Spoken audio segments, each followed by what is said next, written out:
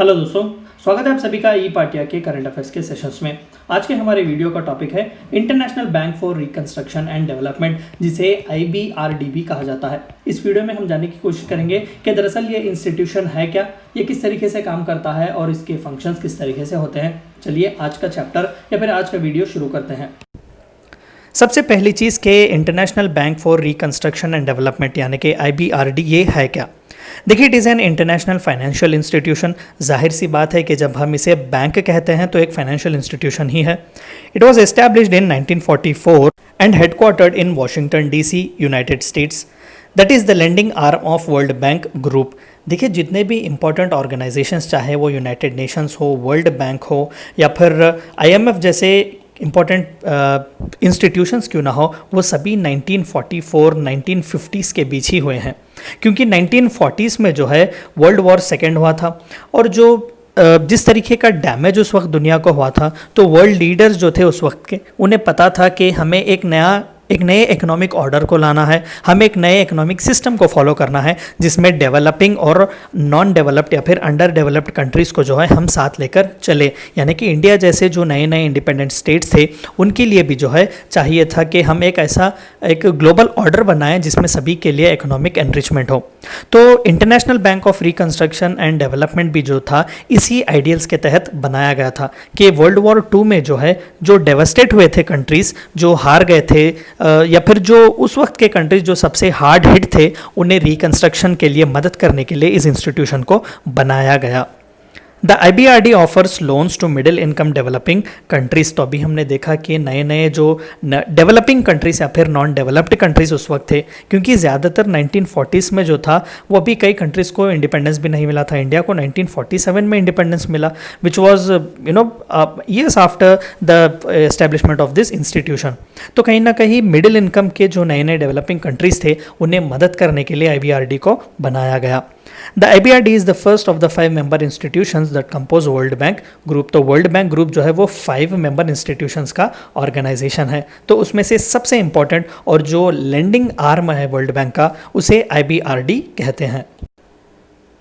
The initial mission of IBRD in 1944 was to finance the reconstruction of European nations devastated by World War। तो 1944 में जब IBRD बनाया गया तो इसका सबसे अहम रीज़न उस वक्त जो था वो था कि यूरोपियन नेशंस में जो हार चुके थे या फिर जो डेवस्टेट हो चुके थे कंट्रीज़ वर्ल्ड वॉर 2 में पार्ट लेकर, चाहे पोलैंड जैसे छोटे छोटे जो कंट्रीज़ थे जो बहुत ही ऑनस्लॉट जिन्होंने फेस किया था वर्ल्ड वॉर का, तो ऐसे कंट्रीज़ को डेवलप करने के लिए या रिस्ट्रक्चर करने के लिए IBRD को बनाया गया। The IBRD and its concessional lending arm, the International Development Association, are collectively known as the World Bank as they share the same leadership and staff। तो जो 5 ऑर्गेनाइजेशंस या फिर जो 5 आर्म्स है वर्ल्ड बैंक में, उसमें से एक तो IBRD है तो दूसरा इंटरनेशनल डेवलपमेंट एसोसिएशन है। तो ये दोनों बहुत ही इंपॉर्टेंट है वर्ल्ड बैंक के चलने के लिए।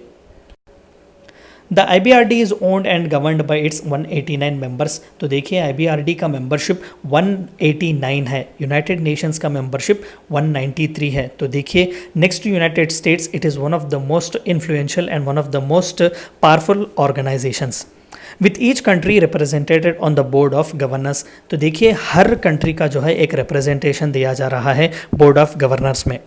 The IBRD has its own executive leadership and staff which conducts its normal business operations। तो उसके खुद का एक स्टाफ है, एक सेक्रेटेरिएट की जैसा जो है वो काम करता है। The bank's member governments are shareholders which contribute and have the right to vote on its matters। तो बैंक के जो मेंबर्स हैं वो कंट्रीज़ के गवर्नमेंट है। मान लेते हैं कि IBRD जो है उसमें इंडिया एक मेंबर है, यानी कि इंडिया का गवर्नमेंट जो है वो इसका एक मेंबर है। तो कहीं ना कहीं इंडियन गवर्नमेंट जो है वो कंट्रीब्यूट करता है सालाना IBRD के काम करने के लिए। तो इंडिया को जो है वो एक वोट दिया जाता है, या फिर अगर हम ऐसा भी कह सकते हैं कि वोट देने का जो हक है वो कंट्रीब्यूशन के बेसिस पर होता है। यूनाइटेड स्टेट्स ऑफ अमेरिका को सबसे ज़्यादा यानी कि 50% वोटिंग राइट्स उसे दिए जाते हैं, क्योंकि सबसे ज़्यादा कंट्रीब्यूशन, मैं एक एग्जांपल की तहत बता रहा हूँ, 50% या फिर IBRD को सबसे ज़्यादा जो कंट्रीब्यूशंस आते हैं वो यूनाइटेड स्टेट्स से आते हैं। तो it is based on the kind of contribution which government gives. तो इसके तहत जो है वो वोटिंग दी जाती है। In addition to contributions from its member nations, the IBRD acquires most of its capital by borrowing on international capital markets through bond issues at preferred rates because of its AAA credit rating. तो जाहिर सी बात है, एक international reputed organisation है, तो कहीं ना कहीं ये इंटरनेशनल बॉन्ड मार्केट से भी अपने पैसे जो है जनरेट करता है, अपना कैपिटल बनाता है. In 2011, it raised $29 billion in capital from bond issues made in 26 different currencies. तो देखिएगा 26 अलग अलग करेंसीज में जो है वो डील करता है और 2011 तक जो है वो $29 बिलियन जो है वो कैपिटल रेस कर चुका है महज बॉन्ड इशू करने से. तो देखिए कितना एक इन्फ्लुएंशियल ऑर्गेनाइजेशन है international bank for reconstruction and development. तो ये थी चंद बातें आपको जाननी थी IBRD के बारे में. थैंक यू फॉर वॉचिंग ई पाठ्या.